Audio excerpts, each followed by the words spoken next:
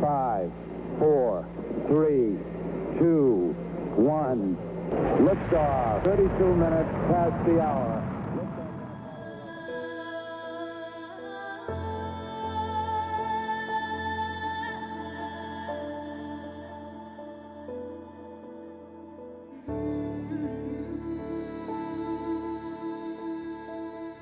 You will be participating in the making of history.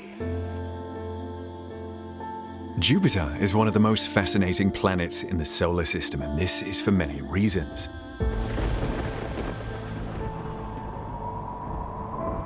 As such, scientists have devoted lots of time to studying this massive planet because there is always something new and strange happening on the planet. After 45 years of observing Jupiter, a new discovery by scientists is threatening to change everything we think we know about this special planet. What strange discovery have scientists made? Does the discovery affect the rest of the solar system, including our own planet? Join us as we dive into scientists' terrifying new discovery on Jupiter after 45 years that changes everything.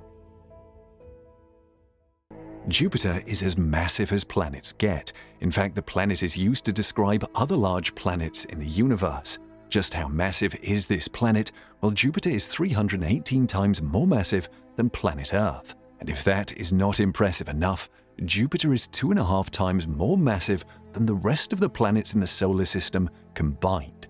There is one interestingly ironic thing that scientists have discovered about Jupiter. If the planet gets larger, it will actually become smaller. How come? Well, additional mass would actually make the planet denser, and this would cause it to start pulling it in on itself. However, astronomers estimate that Jupiter could grow to 4 times its current mass and still remain about the same size. Apparently, Jupiter has found a unique solution to its weight problem. There is something else about Jupiter's mass that is fascinating. While Jupiter has a lot in common with stars, it cannot become a star. In fact, it is safe to call Jupiter a failed star. You see, like a star, Jupiter is rich in hydrogen and helium, but the jumbo planet does not have nearly enough mass to trigger a fusion reaction in its core. In case you are not aware, this is how stars generate their energy. That is, by fusing hydrogen atoms together under extreme heat and pressure to create helium, releasing light and heat in the process. For this process to start, a potential star needs a huge amount of gravity. For Jupiter to reach this stage and ignite a nuclear fusion process and become a star, it would need more than 70 times its current mass. However, if you could somehow crash dozens of Jupiters together, you might have a chance to ignite a new star. But since that is not happening, Jupiter is not going all star on us and shall remain an oversized planet in the solar system. Jupiter is huge, but it's also bright. It is the third brightest object in the solar system after Venus and the Moon. Of course, that's not counting the Sun. Jupiter is big and bright, so much so that you can see it without the aid of a magnifier. In fact, most people have seen Jupiter in the sky, even if they don't know they're seeing the planet or mistake it for a star. In fact, with a simple telescope with a modest amount of magnification, you might spot some of its moons. Since you can see Jupiter, so could the ancient people before us. Jupiter has been known to humans for thousands of years, and has been featured in the mythological and astrological belief systems of multiple cultures. The planet was first mentioned in recorded literature during the Babylonian Empire between the 7th and 8th centuries BCE. History buffs will be excited to learn that the Greco-Egyptian astronomer Ptolemy constructed his famous geocentric planetary model that contained deferents and epicycles to explain the orbit of Jupiter relative to the Earth in the 2nd century. He even stated Jupiter's orbital period in his work known as the Almagest, that is 4,332.38 Earth days or 11.86 Earth years. But Ptolemy wasn't the only ancient person to calculate Jupiter's orbit. Back in 499, Aryabhata, an Indian mathematician astronomer, also used a geocentric model to estimate Jupiter's period as 4,332.2722 days, or 11.86 years. The same is claimed of the Chinese astronomer Gandhi, who discovered Jupiter's moons in 362 BCE without using any instruments. If true, then Galileo was not the first to discover the Jovian moons 2 millennia later. But Galileo still gets the distinction of being the first astronomer to view Jupiter through a telescope in 1610. He also spotted the 4 largest moons of Jupiter, and they are known today as the Galilean moons. In fact, the discovery of moons other than Earth's was special because it was a major point in favor of Copernicus's heliocentric theory of the motions of the planets. As massive as Jupiter is, the planet consists mainly of gases. Needless to say, it is the largest of the gas giants. It has a gaseous outer atmosphere and an interior made of denser materials. The former contains between 88 and 92% of hydrogen and between 8 and 12% of helium by volume. You will also find traces of methane, water vapor, ammonia, silicon-based compounds, benzene, and other hydrocarbons. Other gases present are ethane, hydrogen sulfide, neon, oxygen, phosphine, and more. The interior contains hydrogen, helium, and other elements in minute quantities. Scientists have discovered that Jupiter has a core that may be up to 45 times heavier than the Earth. Then there are the moons of Jupiter. Currently, scientists know of 79 moons attached to the planet, and nothing says more won't be discovered. The 4 largest are called the Galilean moons and are named Io, which is actually the most volcanically active body known in the solar system. Europa, which scientists have suspected, has a large ocean that may host life. Ganymede, the largest moon in the solar system, and Callisto, which may also have subsurface water. There is another group of Jovian moons known as the Amalthea group. They are smaller in size with diameters less than 200 kilometers and orbit the planet at orbits less than 200,000 kilometers in radius. They are Metis, Adrestia, Amalthea, and Thebe. These moons, along with others, help Jupiter to maintain its rings. There are other irregular satellites attached to Jupiter. They are noticeably small and have larger and eccentric orbits. Scientists theorize these objects were formed as a result of collisions between larger objects and were simply trapped by Jupiter's gravity. In fact, the moons of Jupiter did send scientists on a wild goose chase recently. What happened? In 2017, astronomers searched for the theoretical Planet X. Something outside our solar system is tugging at objects within. As this could be the missing planet, scientists turned a powerful telescope in that direction. They did not find proof of a 9th planet, but the same patch of sky contained Jupiter. But where did the idea of Planet X come from? That takes us back to the early 19th century, a time scientists knew about all the major planets in the solar system except Neptune. Thanks to Newton's law of motion, they could predict the planet's movement, but they discovered that Uranus wasn't moving as predicted, and they began to wonder if it was an unseen planet pulling at Uranus and sending it off course. When Neptune was eventually discovered, they realized it was not enough to explain Uranus's weird movement. This led some scientists to suggest the existence of a 9th planet, which was named Planet X by Percival Lowell. The American astronomer built an observatory to find Planet X, but didn't find it before his death. Even the discovery of Pluto, which is no longer considered a planet, could not explain Uranus's movement. Some astronomers are still searching for Planet X. So back to 2017, when the astronomers were scanning a section of the sky containing Jupiter while searching for Planet X. Somebody had a moment of quick thinking and viewed the gas giant itself and noticed more moons. All told, the team found 10 new moons orbiting Jupiter, bringing the total number of Jupiter's known moons to 79. One of the new moons is quite the weird one. Jupiter's moons move in packs, and 2 of the new satellites spin with a group that rotates in the same direction as the gas giant.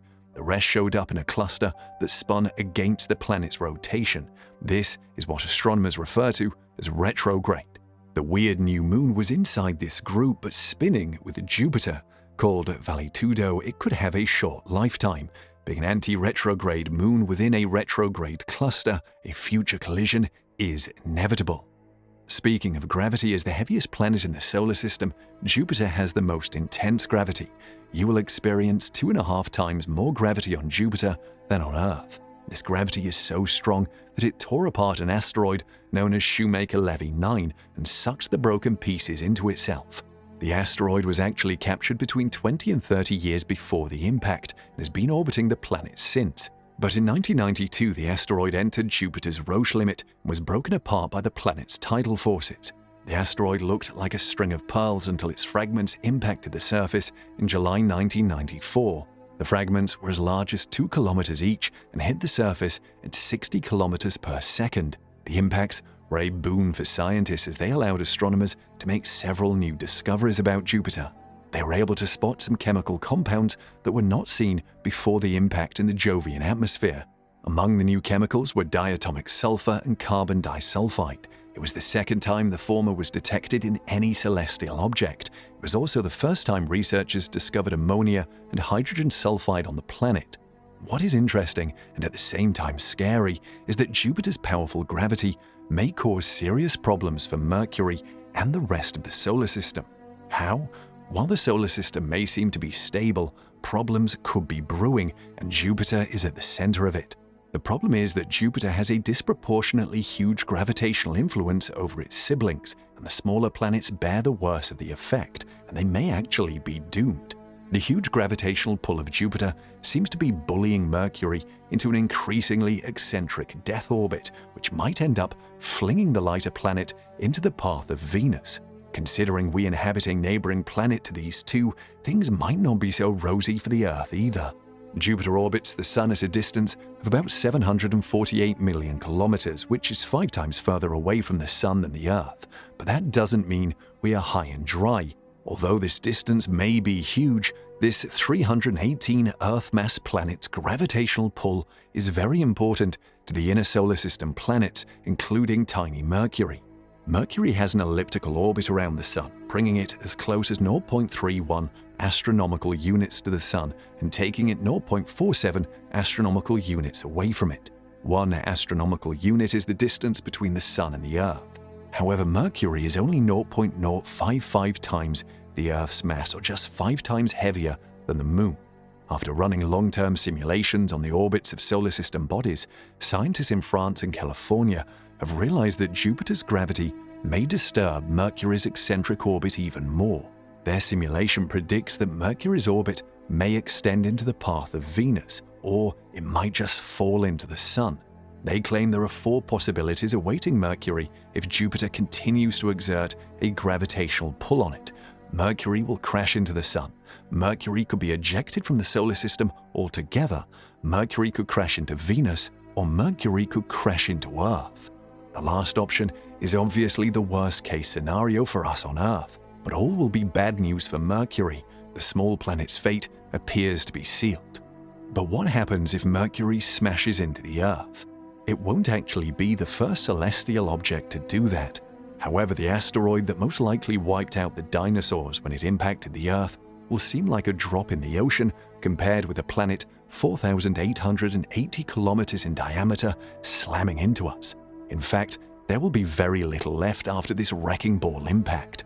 Hopefully by that time, Elon Musk would have gotten his Mars colonization effort underway, as that is the only scenario that humans escape and continue to exist. Sadly, even Musk's efforts may not save us, as the Sun is more likely to first turn into a red giant and swallow Mercury, Venus, the Earth, and Mars altogether. Many people have younger and smaller siblings that they will protect jealously. However, that is not the case with Jupiter. Instead of being a protective big brother to the Earth, the jumbo planet actually puts us in harm's way. Using computer simulation, scientists have found the largest planet in our solar system's gravity hurls deadly asteroids towards us instead of keeping them away as previously assumed. Scary, right? A paper worked on by NASA's Jet Propulsion Laboratory suggested evidence shows Jupiter was not a protector planet, using its own gravity to suck asteroids away from Earth's path.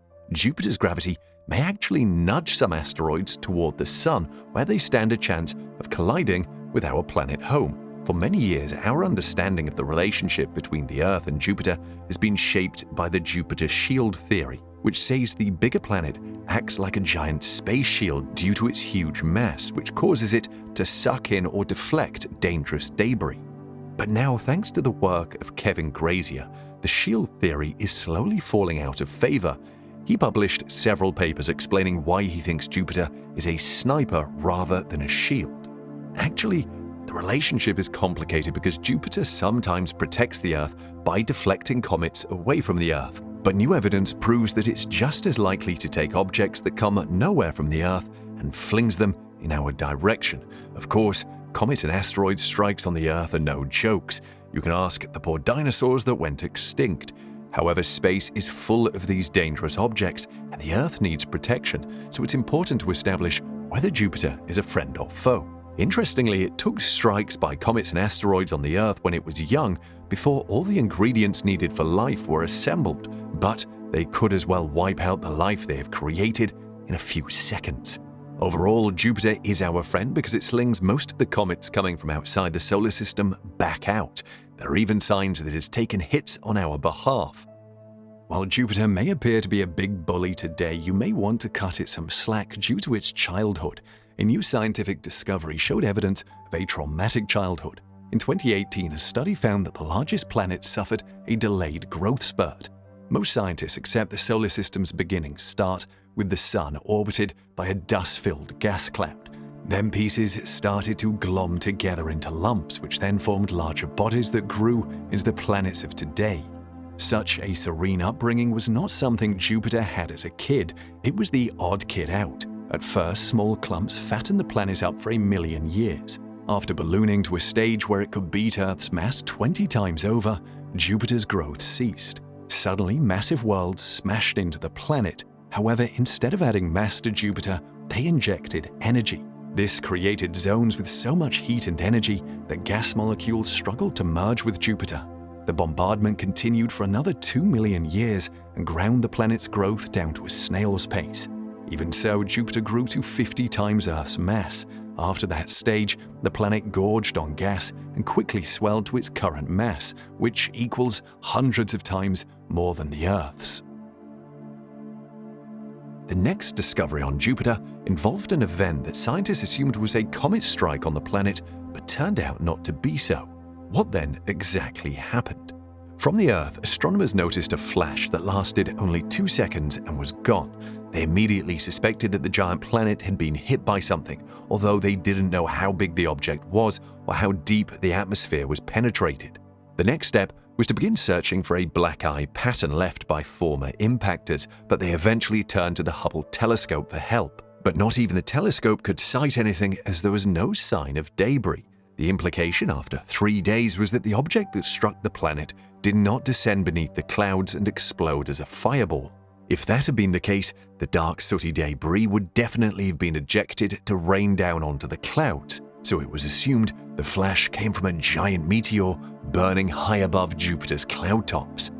Even though Jupiter is massive, it is by no means a slow planet. In fact, Jupiter is the fastest spinning planet in the solar system. This is like the heaviest kid in the class winning the sprint races. Jupiter has a rotational velocity of 12.6 kilometers per second, or 45,300 kilometers per hour, which means it takes only 10 hours to complete a full rotation on its own axis. You know what that means? Jupiter will complete nearly 2.5 days before the Earth does. Jupiter spins so fast that it's flattened out at the poles and bulges at the equator. As a result, Jupiter's polar radius is about 67,000 kilometers, 10.5 times more than the Earth, while its diameter at the equator is 71,500 kilometers, 11 times more than the Earth's. This fast rotation contributes to Jupiter's powerful magnetic fields. In fact, scientists claim that should you lose your way on the planet, you can find your way using a compass, just as you can do on Earth. Jupiter has the strongest magnetic field of any planet in the solar system, and this is likely due to eddy currents or the swirling movement of conducting materials inside the liquid metallic hydrogen core. The magnetic field traps particles made up of sulfur dioxide from one of Jupiter's moon's volcanic eruptions. The process produces sulfur and oxygen ions that, combined with hydrogen atoms inside the planet's atmosphere, form a plasma sheet in its equatorial plane. The same high-speed rotation has another effect on Jupiter, this time a very dangerous one. The interaction of the magnetosphere with the solar wind generates a bow shock, or a dangerous belt of radiation that can damage spacecraft. Jupiter's 4 largest moons all orbit within the magnetosphere, which protects them from the solar wind, but also makes the likelihood of establishing outposts on their surface problematic. The magnetosphere of Jupiter is also responsible for intense episodes of radio emission from the planet's polar regions. Now we will talk about Jupiter's moon Io again in the next discovery by scientists. How did this Jupiter moon, known to be icy, get its dune? Current scientific understanding dictates that dunes by their nature are hills or ridges of sand piled up by the wind, and scientists in previous studies of Io, while describing its surface as containing some dune-like features, concluded the ridges could not be dunes since the forces from winds on Io are weak due to the moon's low-density atmosphere. The clue to the answer lies in data that are getting old already. During the Galileo's mission from 1989 to 2003, scientists were able to gather data so numerous that up to this day, nearly 20 years after, scientists are still poring over all the data. It was from this pile that the insights needed to understand what is happening on Io came from, and it had to do with volcanic activities so strong that they are reshaping the surface of the satellite and creating the large-scale features that resemble dunes. So Io's surface contains a mix of black solidified lava flows and sand, flowing effusive lava streams, and snows of sulfur dioxide. The group of researchers actually used mathematical equations to simulate the forces on a single grain of basalt or frost and calculate its path. When lava flows into sulfur dioxide beneath the moon's surface, its venting is dense and fast-moving enough to move grains on Io and possibly enable the formation of large-scale features like dunes. After devising or duplicating the mechanism by which the dunes could form, the researchers checked the photos of Io's surface taken by the Galileo spacecraft for corroboration. The spacing of the crests and the height-to-width ratios they observed were consistent with trends for dunes seen on Earth and other planets. One of the wonders of Jupiter is the Great Red Spot. In fact, it is one of the defining features of the planet. This feature is an anticyclonic storm found on the south of its equator. While it appears small when viewed from the Earth, this storm actually measures between 24,000 kilometers in diameter and 12,000 to 14,000 kilometers in height. This is a storm you want to avoid at all costs. At this size, it is large enough to swallow 2 or 3 planets the size of Earth's diameter. One thing about the Great Red Spot is its longevity. It has been around for at least 350 years. This is because it was spotted for the first time in the 17th century. The credit for the discovery of the Great Red Spot goes to Giovanni Cassini, who saw it in 1665, although he wasn't sure of what it was. But by the 20th century, astronomers had begun to theorize that it was a storm, and that it was formed as a result of Jupiter's turbulent, fast-moving atmosphere. These hypotheses were confirmed when the Voyager 1 spacecraft had a close observation of the planet during a flyby in 1979. Since then, scientists say this storm has been shrinking. It has come down to its present size from about 40,000 kilometers based on Cassini's records, which would mean it's now half of its former size. Will the Great Red Spot ever disappear? Nobody knows for sure if and when it will do so. However, they are sure that another storm will form somewhere else on this vast planet. Now, if you have heard of the Great Red Spot on Jupiter, are you aware that there is a Great Blue Spot on the planet as well? What is the Great Blue Spot all about? It is magnetic. A team of NASA researchers, including Jack Conanay, came up with the most detailed map of the planet's magnetic field, and it revealed something spectacular. The map is compiled from data obtained from 32 orbits during Juno's prime mission. The group of researchers claimed their new map provides new insights into Jupiter's mysterious Great Blue Spot, a magnetic anomaly at the planet's equator. Juno data indicate that a change in the gas giant's magnetic field has occurred during the spacecraft's 5 years in orbit. What is happening is that the Great Blue Spot is drifting eastward at a speed of about 2 inches or 4 centimeters per second relative to the rest of Jupiter's interior. At that rate, the Great Blue Spot will go around the planet completely in about 350 years. In contrast, the more popular Great Red Spot, the long-lived atmospheric anticyclone just south of Jupiter's equator that refused to die, is drifting westward at a relatively rapid clip, going round the planet in only about 4.5 years. Apart from this, the new map shows that Jupiter's zonal winds are pulling the Great Blue Spot apart. Zonal winds are jet streams that run east to west and west to east, which gives Jupiter its distinctive banded appearance. This means that the zonal winds measured on the surface of the planet reach deep into the planet's interior. The new magnetic field map also enables Juno scientists to make comparisons with Earth's magnetic field. The data suggests to the team that dynamo action, that is, The mechanism by which a celestial body generates a magnetic field in Jupiter's interior occurs in metallic hydrogen beneath a layer expressing helium rain. In all of this, you may be asking if there is a possibility of life on Jupiter. Data from NASA's Juno probe indicates that about 0.25% of the molecules in the atmosphere over Jupiter's equator is composed of water.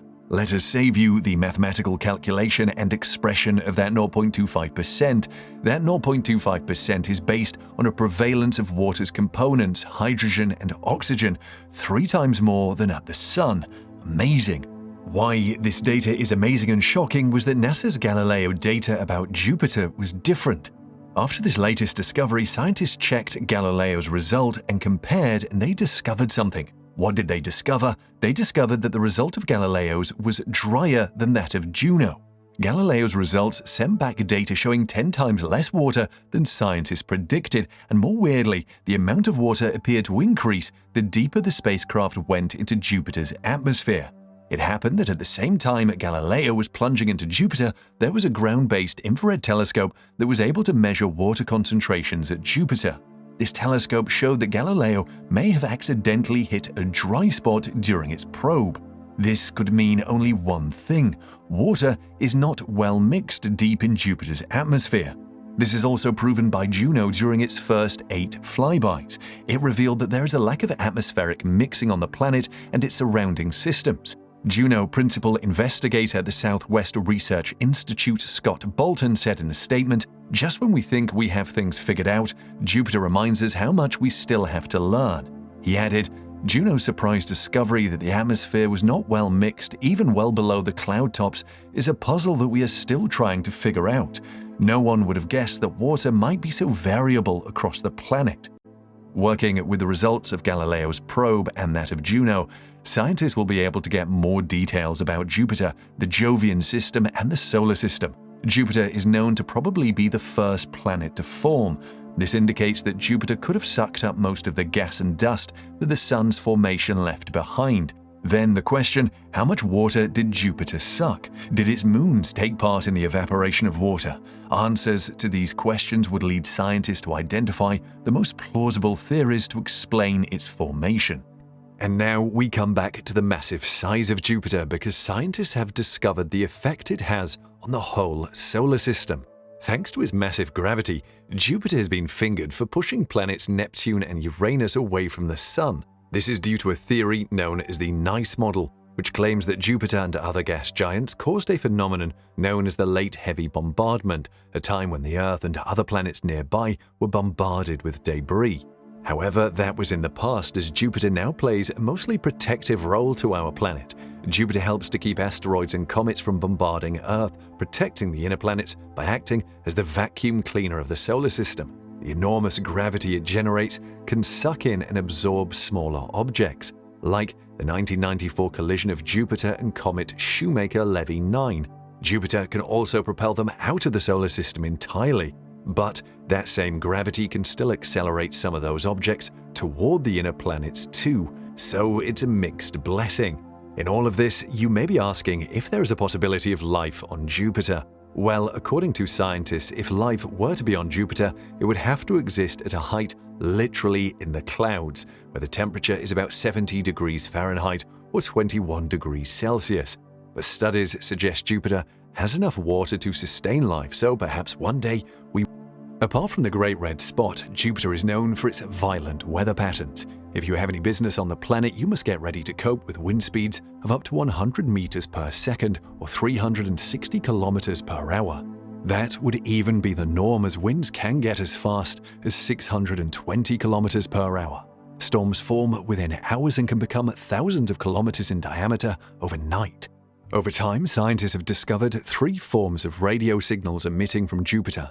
These are decametric radio bursts, decimetric radio emissions, and thermal radiation. The first type, decametric bursts, vary with the rotation of Jupiter and are influenced by the interaction of Io with Jupiter's magnetic field. The second type is decimetric radio emissions, which have been traced down to a torus-shaped belt around Jupiter's equator. They are caused by cyclotronic radiation from electrons that are accelerated in Jupiter's magnetic field. The last one, thermal radiation, is produced by heat in Jupiter's atmosphere.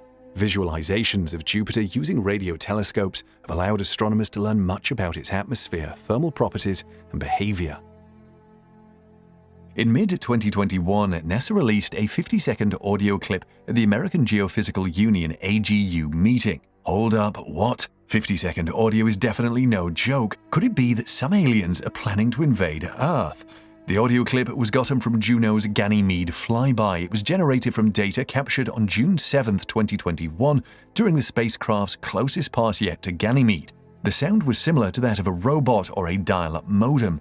This discovery joined the list of fascinating discoveries of Jupiter alongside the presence of water molecules.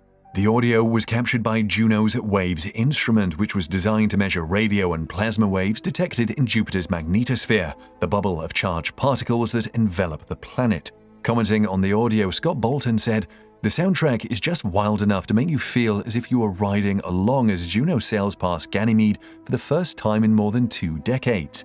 Scientists are still studying the wave data collected during the Juno flyby and attempting to decode what frequency changes are present within the recording mean. Now, here is a piece of scientific discovery that might shatter everything you thought you knew about Jupiter and even the solar system itself. While you might have seen a million pictures of the solar system showing all the planets orbiting the Sun, and yes, we have mentioned Jupiter orbiting the Sun in this video, technically, Jupiter doesn't orbit the Sun. It actually orbits a spot in empty space between it and the Sun called the barycenter. This is because the Sun doesn't just exert gravity on Jupiter. Jupiter is so big that its own pull affects how the Sun moves too. While the Sun is about 1,000 times more massive than Jupiter, the two bodies affect one another proportionally according to distance and mass. This means the amount of Jupiter's pull on the Sun is 1,000th the amount of the Sun's pull on Jupiter. The Sol-Jupiter barycenter sits 1.07 times the radius of the Sun from the Sun's center, or 7% the radius of the Sun from the surface. The Sun also orbits this spot. If you were to look at the planetary plane from above, you'd notice a slight wobble as the Sun moves around the Milky Way. The next discovery involves an incredible similarity between the Earth and Jupiter.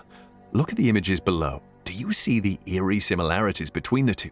One image was taken on the Earth, while the other was taken on Jupiter, yet they look frighteningly alike. So what is going on here?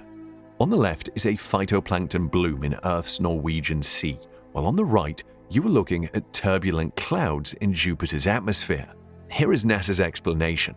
The simplified model of Jupiter's pole shows that geometric patterns of vortices, like those observed on Jupiter, spontaneously emerge and survive forever.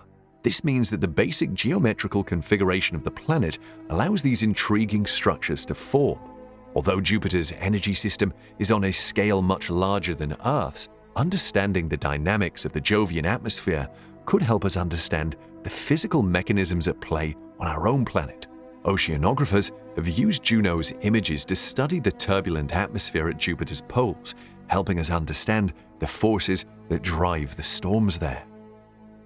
Did you know there is lightning on Jupiter, even though there is nobody there to see it? Stormy weather rules Jupiter's atmosphere, and this has made astronomers long assume that there would be lightning, and this was confirmed in 1979. However, what they didn't envisage was how strange the lightning would be. Lightning releases radio waves, and for decades, every probe that visited the planet recorded something unusual. Lightning on Jupiter only signaled in the low frequency range, and no known theory could explain why, as Earth's lightning emitted radio waves from low to very high frequencies. However, in 2018, the Juno spacecraft finally solved the mystery. As it turns out, the problem was not with Jupiter, but with the limits of human technology. The case was simply that previous spacecraft could not match the sensitivity of Juno's equipment or get as close to Jupiter as Juno got.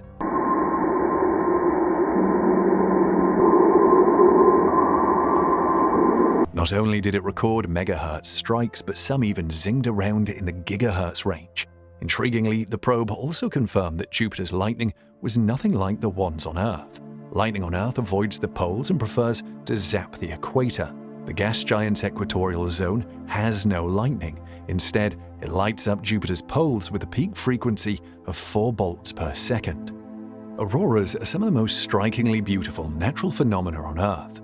Jupiter boasts the same amazing phenomenon, and this is courtesy of 4 of its moons. When in close orbit, the moons influence something that scientists call plasma. When perturbed, this layer of charged particles triggers the auroras at Jupiter's poles. But to see this spectacular light show, you need to be equipped with ultraviolet and infrared equipment. In 2017, NASA's Juno spacecraft captured the closest view of Jupiter and took images of what you can call the moon's auroral footprints. The results showed something unexpected, but that was to be expected as Jupiter is always throwing up surprises. Previously, the patterns were considered simple and random, but the researchers discovered that the swirls were complex and unique to each moon. In particular, Io's contribution stood out. Scientists predicted a plain big spot, but what they got was a footprint with a tail that spawned its own vortices.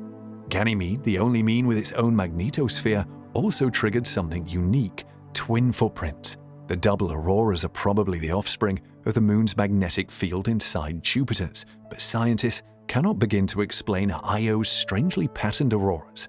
Another discovery on Jupiter that has puzzled scientists is one that cannot be observed from the Earth. This discovery is linked to the planet's poles, which you need a spacecraft to see. What baffled scientists was that the cyclones encircling Jupiter's poles mysteriously arranged themselves in clusters with pentagonal and other geometric shapes. It was the visible and infrared images taken by the Juno spacecraft in orbit around Jupiter that revealed giant cyclones arranged in geometric patterns at the planet's poles. At Jupiter's North Pole, one cyclone, about 2,485 miles or 4,000 kilometers wide, has 8 cyclones, each of a similar diameter, surrounding it.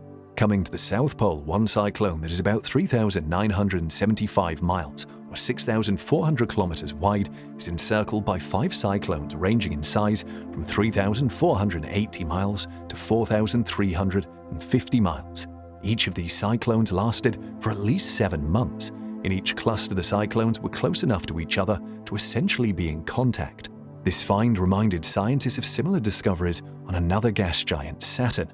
This second largest planet in the solar system has a single cyclone at each pole, and this made scientists suspect Jupiter would have something similar. But of course, while Jupiter also has cyclones, they are different from what Saturn has. In fact, the scientists involved said it was a cautionary tale on making assumptions about a planet based on findings on another planet. But how they managed to last 7 months and managed not to merge remains a mystery. Even their geometric formation has not been explained. Looking at the image of Jupiter, some of the things that stand out include its stripes. While it may look like just another mark on the planet, scientists have found some amazing things about these stripes. For example, these stripes run more than 1,000 meters deep. Apart from the massive depth, they hold so much gas that their mass is about 3 times more than the mass of the entire Earth. Of course, these bands have been known for centuries since Galileo pointed his telescope at the planet, but it's recently that scientists are getting to know just how deep these stripes are, and this knowledge is all thanks to Juno. The spacecraft has provided a 3D picture of these stripes, allowing researchers to see the extent of their depth. Juno orbits Jupiter once every 53 days. As the planet's gravitational field tugs on Juno, it causes the radio signals that the probe sends back to Earth to shift a bit. The greater the mass under Juno, the stronger the gravitational pull the spacecraft and its radio waves experience. Now, because Juno's flybys are in different orbits each time, it can map the gravitational field of different parts of the planet. As Jupiter's belts of winds can flow at very high speed, they affect how mass is spread across the planet. What this means is that mapping Jupiter's gravitational field can shed light on how deep these winds really extend below the surface.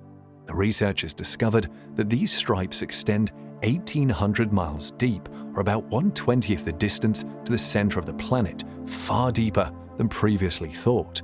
These flows on Jupiter contain about 1% the mass of Jupiter. In comparison, Earth's atmosphere is less than 1/1,000,000th the mass of Earth. Apart from that, the data revealed that beneath the level of these winds, the planet's interior moves as a single body. In other words, it behaves as if it were a rigid solid despite its fluid nature. Prior work suggested this is because of the high pressures found within Jupiter. The hydrogen that makes up much of the planet separates into protons and electrons that generate strong magnetic drag forces that suppress winds flowing in opposite directions. Meanwhile, scientists have discovered that outside the solar system, planets can get even larger than Jupiter. The category of planets known as super-Jupiters has been expanding thanks to the discovery of exoplanets using the Kepler space probes and some ground-based telescopes. Hundreds of such massive super-exoplanets have been discovered so far. An example is the Methuselah or PSR B162026b, the very first super-Jupiter planet to be discovered. The planet is so named because at 12.7 billion years, it is the third oldest known planet in the universe. Also on the list are HD 80606b or Niobe, with the most eccentric orbit for any planet, and 2M1207b or Lerner, orbiting the brown dwarf star Fomalhaut b. And with the new James Webb Space Telescope in action, scientists are expecting to discover even more exoplanets, and these may include more super-Jupiter planets. Let's hear your thought on planet Jupiter in the comments section below.